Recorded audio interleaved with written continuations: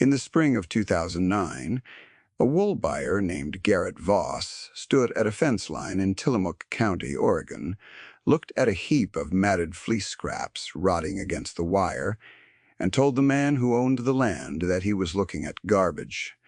He said it kindly. He said it the way a man says a hard thing he believes will save you trouble. The scraps were skirtings and tags and short belly wool, the parts the mill threw out because no machine wanted them, and they had been piling against Daniel Ruck's fence for going on 4 years by then. Garrett did the arithmetic out loud, the way he always did, and the arithmetic said the wool was worth nothing, 12 cents a pound on a good day, and these were not good pounds. He told Daniel to burn them before they bred mice. 15 years later, in the fall of 2023, a buyer from a heritage outerwear house in Portland sat across a plank table from Daniel Ruck and read a number off a single sheet of paper, and the number was $410,000. That was one season's order, that was hats alone. Between those two moments lies the whole of this story, and it is a story about two men, two kinds of arithmetic, and a pile of wool that one of them could only ever see as waste. Let me tell you about it because the span between 12 cents and 400,000 was not luck, and it was not a miracle. It was attention, paid out slow over 14 years, on a thing nobody else would stoop to look at twice. Daniel Ruck was 61 years old in that spring of 2009, and he was known in the valley for two things. He was the quietest man at any sale, and he could read a fleece blindfolded by the feel of it between two fingers. He had run sheep on the same 420 acres for most of his life, ground his grandfather had cleared off the coast range edge where the rain came in off the Pacific, and never quite stopped. It was hard country for grain and easy country for grass, and grass was what sheep ate, so sheep was what the family had always run. Romney ewes mostly, breed-bred in the wet marshes of England, and carried over because they did not rot on their feet in standing water the way finer breeds did. Their wool was long and coarse and lustrous, and the fine wool market had no use for it at all. Daniel worked the flock with a border collie named Tup, a quick, low dog who knew the greasy ewes by the smell of them and would hold a gate alone for an hour in the rain, and between the man and the dog and the sheep there was an understanding older than any contract the valley had ever signed. The mill that dumped its scraps at Daniel's fence was the Woolen mill, brick building 8 miles down the river road that had carded and spun coastal wool since 1923. By 2009, it was running on thin margins and thinner faith, and it bought its raw wool by the trailer load and spun it into blankets and batting. What it could not use, it had to pay to haul off, and hauling cost money, and Daniel's fence was on the way to nowhere, and so an arrangement had grown up between the mill and the land that was never written down. The mill's hauler, a heavy man named Pruitt, would swing his truck off the river road and tip the reject bales against the fence at the bottom of Daniel's lane, and Daniel would not complain, and the mill would not charge him for the load of regular wool he sold them every June. It suited everyone. To the mill, it was a way to make a disposal problem disappear. To Daniel, it was something else entirely, though he did not have the words for it yet, only the feel of it between two fingers.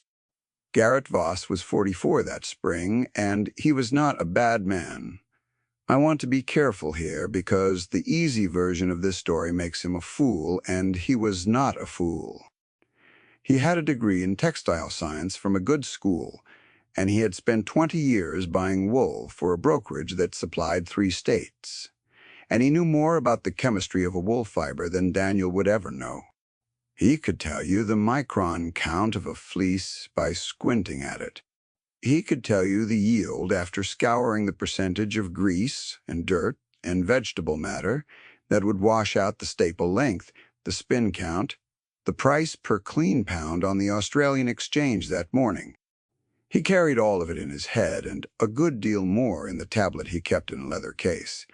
And when he looked at a pile of wool, he saw a column of numbers, and the numbers were almost always right. That was the trouble. The numbers were almost always right, and a man who is almost always right stops, checking the cases where he might be wrong. Garrett looked at Daniel's fence pile in 2009, and his arithmetic ran the way it always ran. Short staple, high vegetable matter, sun-bleached on the outer bales, felted where the rain had got in, skirtings and tags, the refuse of a refuse breed, and clothes 12 cents a pound if a bat mill was desperate, nothing if they were not, and a cost to haul either way. Stay with me here, because this is the moment the whole thing turns on, and it turned on nothing more dramatic than a man going back to work. Daniel listened to Garrett do his arithmetic. He did not argue. He had learned a long time ago that arguing with a confident man only deepens the confidence. Garrett had his tablet out on the hood of the brokerage truck, the leather case folded back, and he turned the screen so Daniel could see the column of figures, the way a doctor turns a chart toward a patient who will not understand it but ought to be shown. There it was in plain numbers: yield after scouring, percentage of vegetable matter, the morning's clean price off the exchange. The screen glowed against the gray coastal light, and the rain beaded on its glass, and Garrett tapped the bottom line with one clean finger. "That is what the world will pay you for it," he said, not unkindly. "Burn it before it breeds mice." Daniel looked at the screen and then at the pile, and said nothing that Garrett could use. He thanked Garrett for coming, sold him the year's clip of good wool at the going rate, and watched the brokerage truck pull back onto the river road, its tires throwing up a fan of water. Then he walked down the lane to the fence and put his hand into the nearest reject bale, down past the bleached outer layer, into the wool the rain had never reached. It was beautiful. That is the plain fact. Garrett's arithmetic could not hold. Down inside those rejected bales, protected by the spoiled outer shell, was Romney wool in its purest form, long-stapled and springy, and full of the natural lanolin that the scouring process at the mill would have stripped away. The mill rejected it because it was uneven, because it had bits of hay and burr in it, because the staple lengths did not match what a spinning machine needed to run fast without breaking. Every reason the mill rejected, it was a reason that mattered to a machine, and a reason that mattered not at all to a pair of human hands. Let me tell you about lanolin, because it is the hinge of this entire story, and almost nobody outside the trade understands it.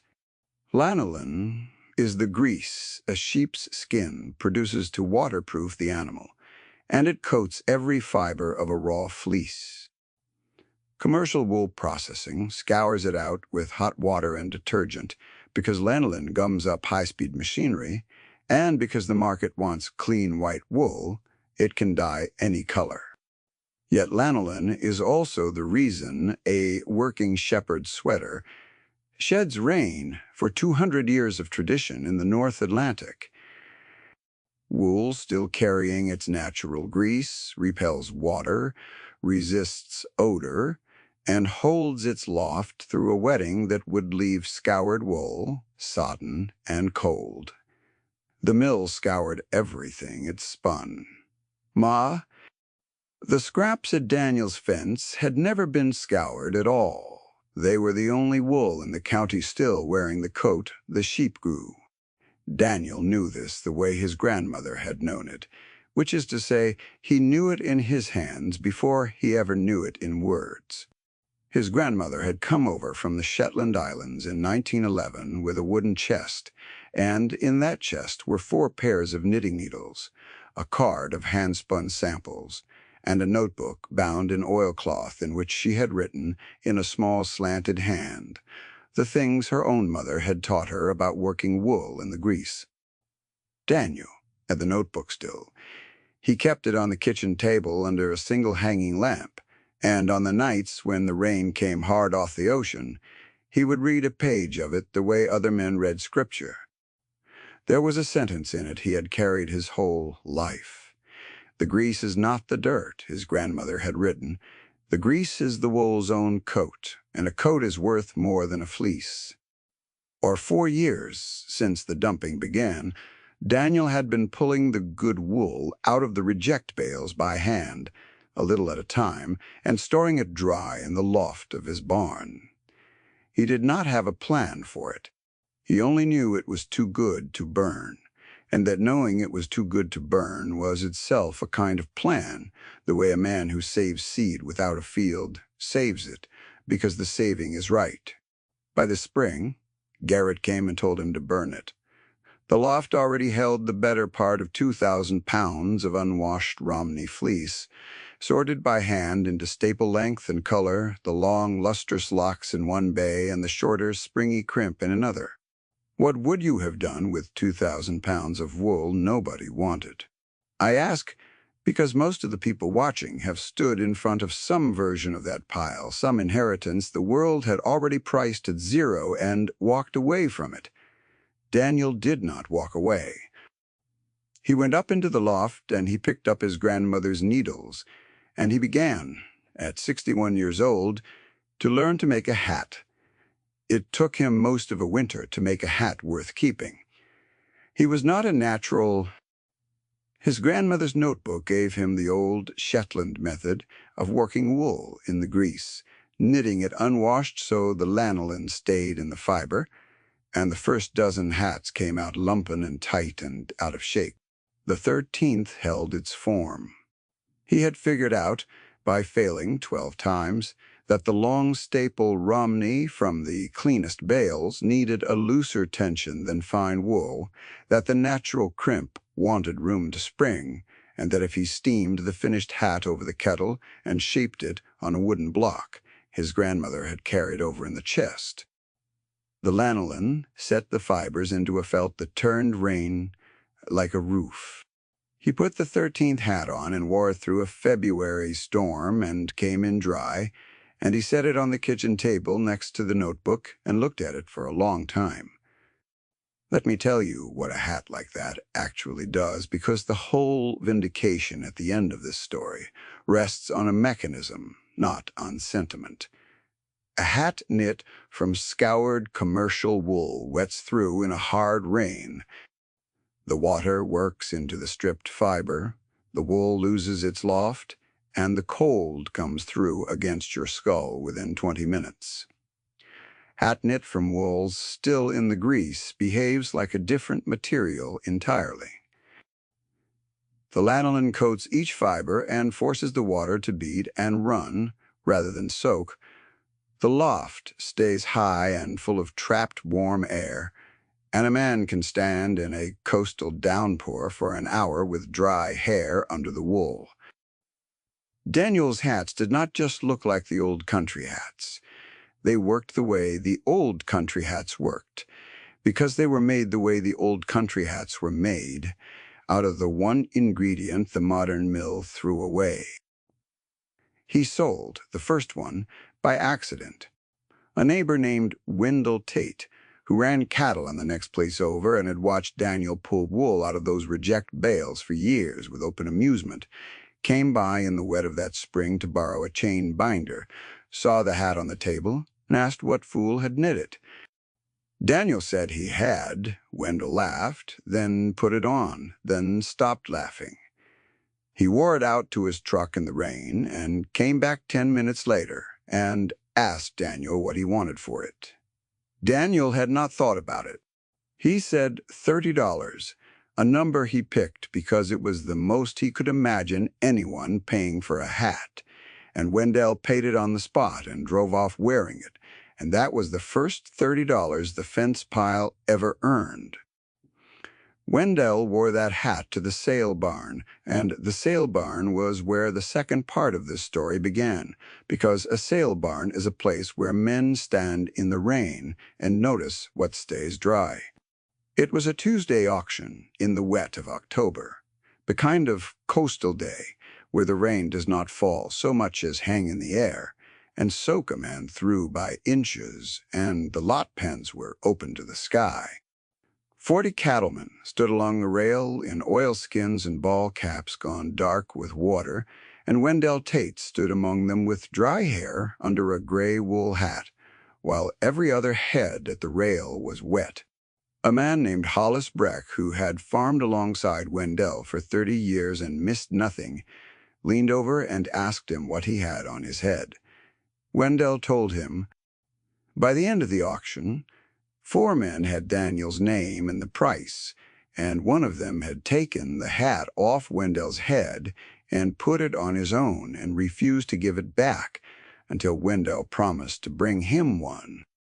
By the end of that summer, Daniel had orders for 19 hats from men who had seen Wendell's, and he was up in the loft most evenings working wool in the grease by the light of a single bulb, his grandmother's needles moving slow and sure, and the 2,000 pounds in the bays had stopped being a pile he could not bring himself to burn, instead raw material for a thing people wanted. Now I have to introduce the other path through these years, because this story is not only Daniel's. It belongs also to a younger man named Cole Aarons, who was Daniel's neighbor on the riverside and who in that same spring of 2009 did everything right. Cole was 32, ambitious, and recently back from an agricultural program at the State University with a head full of numbers and a plan to do sheep the modern way. He had read the same exchange reports Garrett read. He knew that the money in wool was in fine wool, in high micron counts and clean-scoured clips that the commodity market rewarded, and he borrowed against his land to convert his flock. He sold off the coarse Hostel Romneys his father had run and bought fine wool merino cross ewes, animals bred for the dry uplands of the interior, and he financed a modern shed, a mechanical handling system, and a contract with the very brokerage Garrett bought for. I want to be fair to Cole the way I want to be fair to Garrett, because Cole was not foolish, and he was not greedy. He did exactly what every expert told him to do. The numbers said fine wool, so he bought fine wool. The numbers said scale, so he scaled. By 2012, he was running 400 head of fine wool sheep on ground his father had run 200 coarse wool sheep on, and his scoured clip was bringing nearly 3 times the price per pound that Daniel's coarse Romney clip brought. And when the 2 men passed on the river road, Cole would lift 2 fingers off the wheel in the country greeting and feel, in a way he would not have admitted, a little sorry for the old man up the hill knitting hats out of garbage. Garrett Foss felt it too.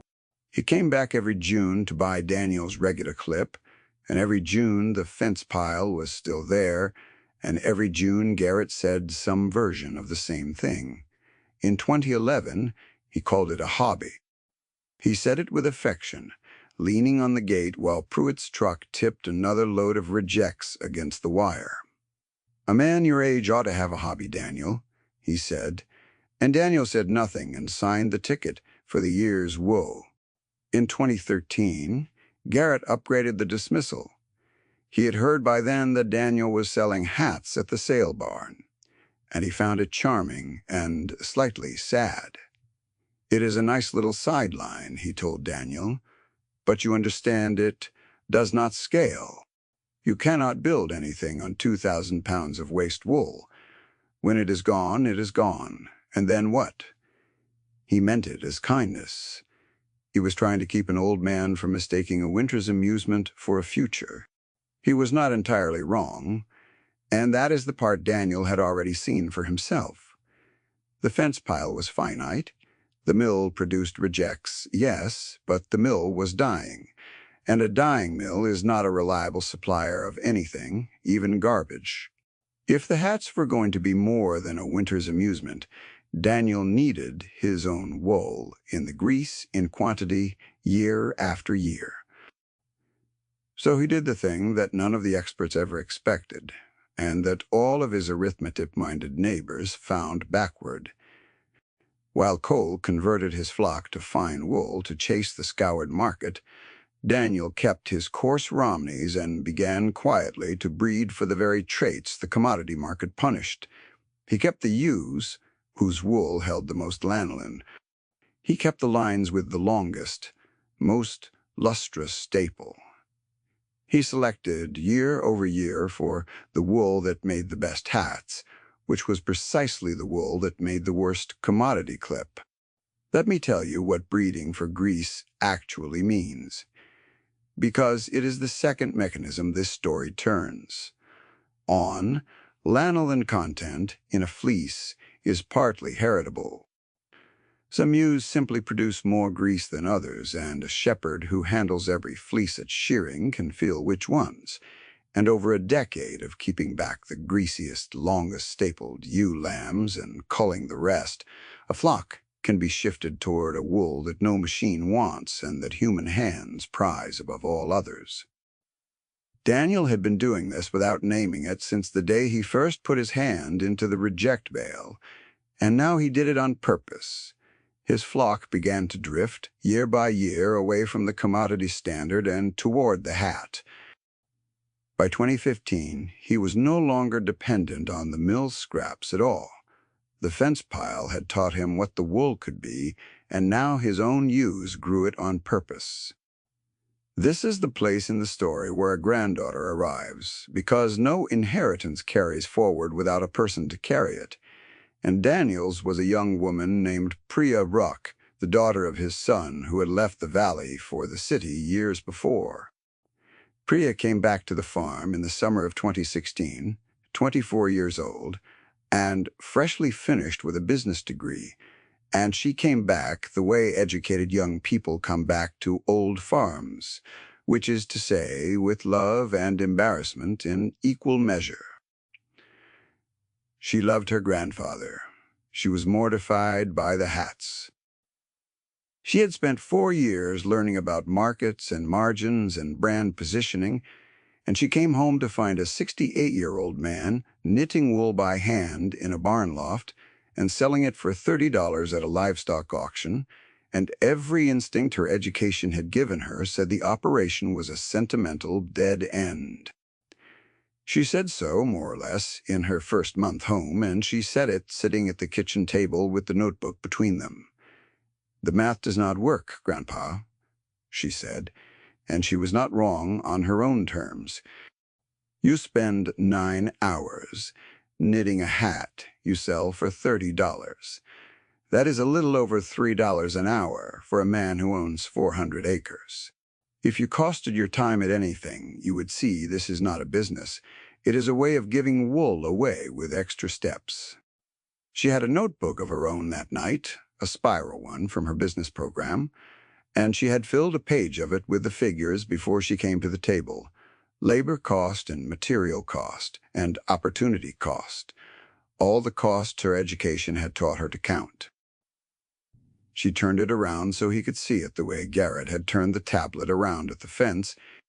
Daniel listened to her the way he had listened to Garrett, without arguing, and when she was done, he pushed the oilcloth notebook across the table and told her to read the sentence about the grease. She read it. She did not understand it yet. She was a ruck, though, and a ruck does not put down a thing she does not understand, and she stayed. She stayed through that winter and the next, and somewhere in there she stopped costing his time on her spiral pad and started, in the evenings, climbing the loft ladder to watch his hands. Which brings us back to the two paths, because 2016 was the year the gap between them stopped being a matter of opinion and started becoming a matter of arithmetic that even Priya could not argue with. Cole Aaron's on the riverside was at the top of his climb. He had 2,000 head by then across leased ground, the largest fine wool operation on the coast, financed to the hilt and impressive from the road. Daniel on the hill had 300 head of unfashionable coarse Romneys, and a granddaughter slowly being converted against her own better judgment. To the bank, Cole was the success, and Daniel was the curiosity.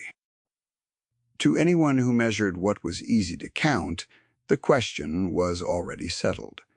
Then came the wool crash of 2019, and the thing about a crash is that it does not punish everyone equally. It punishes the exposed.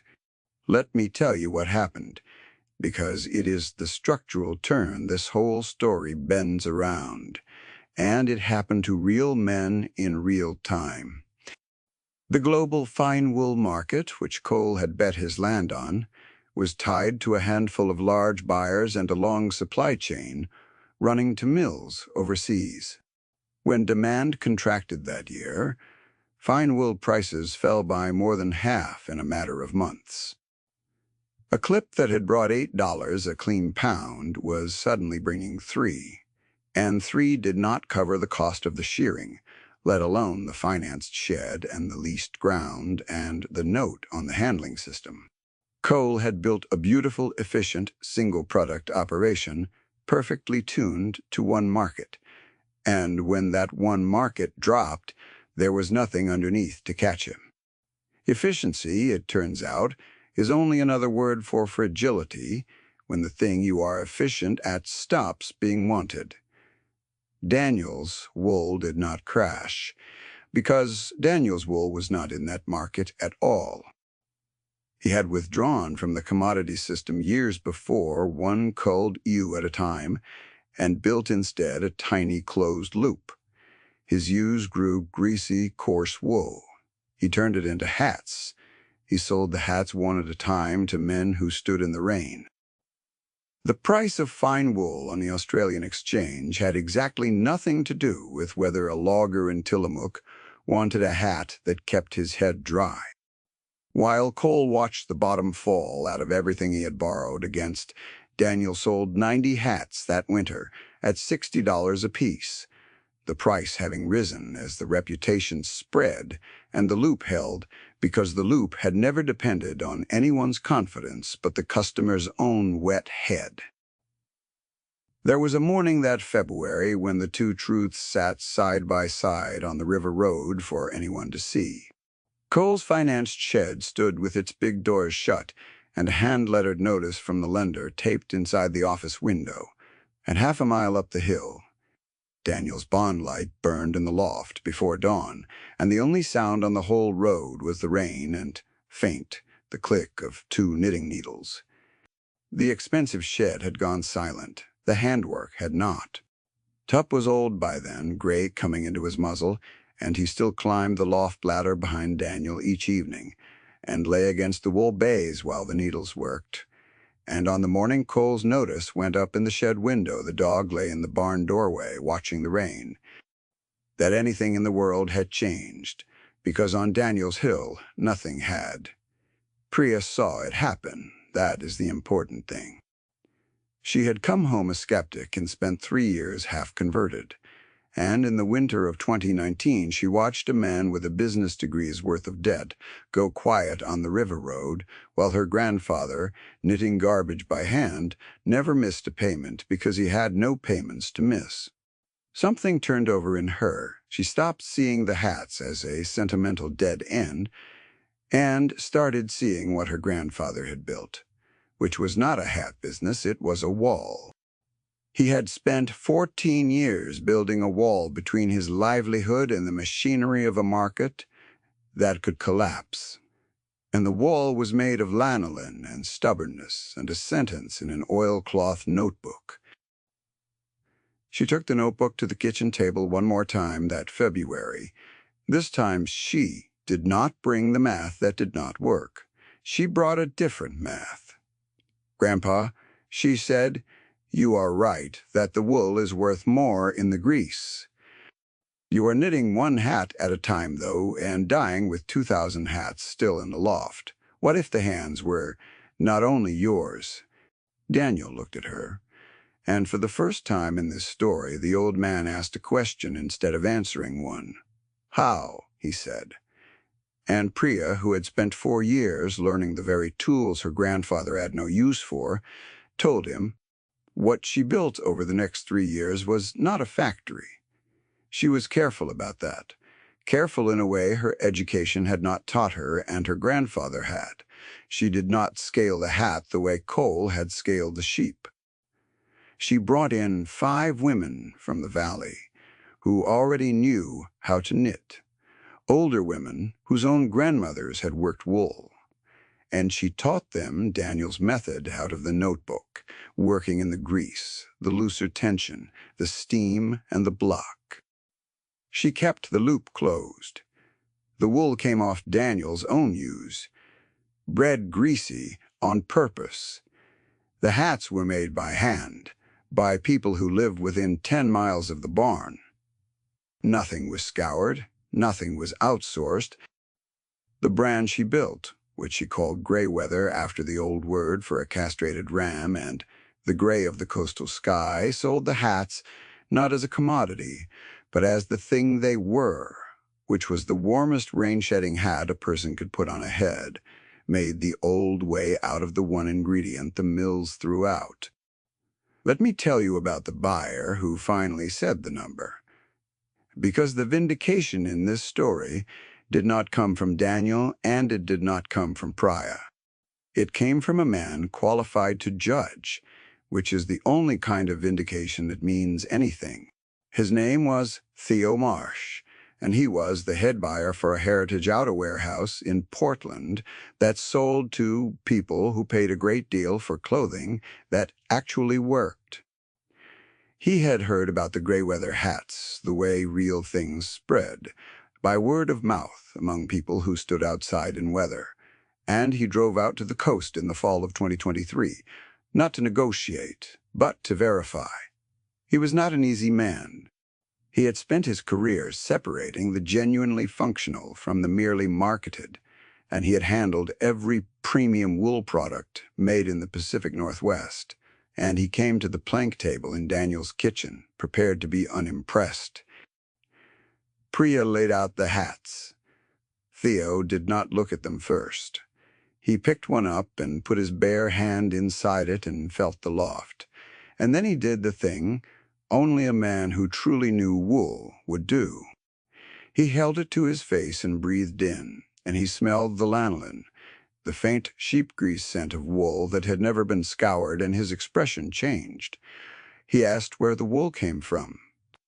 Priya told him it came from the ewes, in the field he had driven past, bred for 14 years to grow exactly this. He asked who scoured it. She said no one. He asked who made the hats. She said 5 women and her grandfather by hand within 10 miles of where they sat. Theo Marsh set the hat down and was quiet for a long moment, and then he asked the only question that mattered. "How many can you make in a year?" he said. Priya told him the honest number, which was small, because the loop was closed and the hands were few, and the wool was finite to one farm's flock. And Theo Marsh, who had come prepared to be unimpressed, named a price per hat that was 4 times what Greyweather had ever charged, and an order for the whole year's production. And when Priya did the arithmetic on the sheet of paper between them, the number at the bottom was $410,000. The kitchen was very quiet. Outside, the rain came off the ocean, the way it always had, ticking against the window glass in the dark. Daniel Ruck, who was 75 years old that fall, sat at the table where his grandmother's notebook lay open under the lamp, and he did not say anything, because there was nothing in him that needed to. Theo Marsh sat with his hands flat on the plank, and Priya sat with the pencil still in her fingers. And for a long moment, none of the 3 of them moved. The number landed, and it did not bounce. 14 years of pulling wool out of a reject bale by hand. 14 years of culling for a trait the market punished.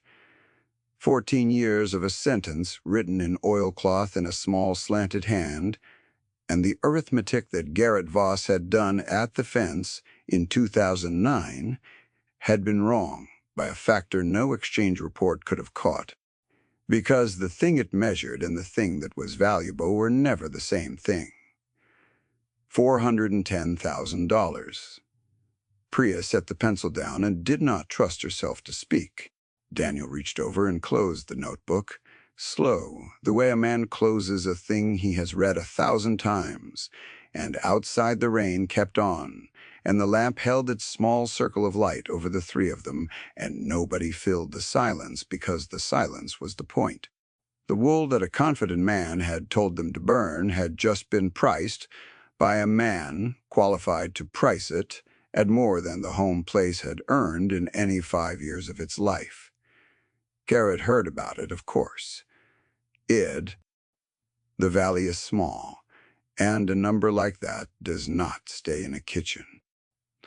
He came out one more time that next June to buy a clip he no longer had any real reason to buy, and he stood at the same gate where he had told Daniel to burn the wool, and the fence pile was long gone, because Daniel had not needed the mill's scraps in years.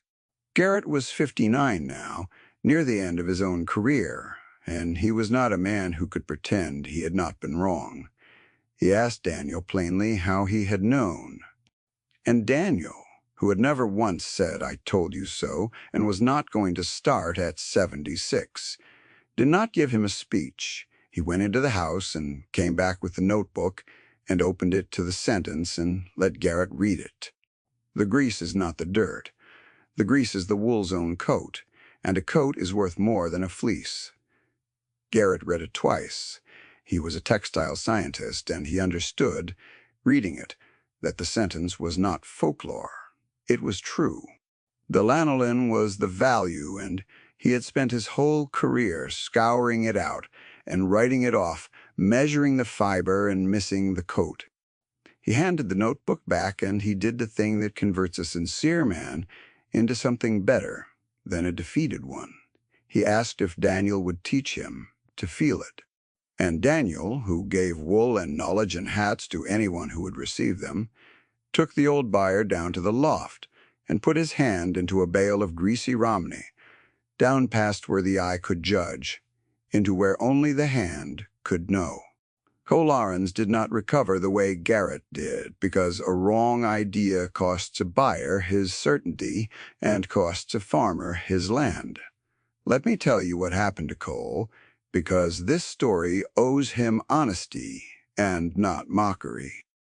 He lost the leased ground first, then the financed shed, and by 2021 he was down to the home place his father had left him, and a small flock he could no longer afford to keep fine. What he did then is the quiet heart of this whole thing. He drove up the hill, the same river road, and he stood in Daniel's barnyard, a proud man at the lowest point of his life, and he asked the old man if the coarse Romneys were worth anything after all. Daniel did not gloat. He had buried whatever gloating was in him decades before, if it had ever been there. He sold Cole 20-bred Romney ewes at a fair price, greasy, long staple ewes off his own selected lines, and he gave him the run of the notebook, and he told Priya to teach him the method. By 2023, Cole Ahrens was knitting hats for gray weather, and the man who had felt sorry for the old fool on the hill was earning a living off the very wool he had sold away to chase the numbers.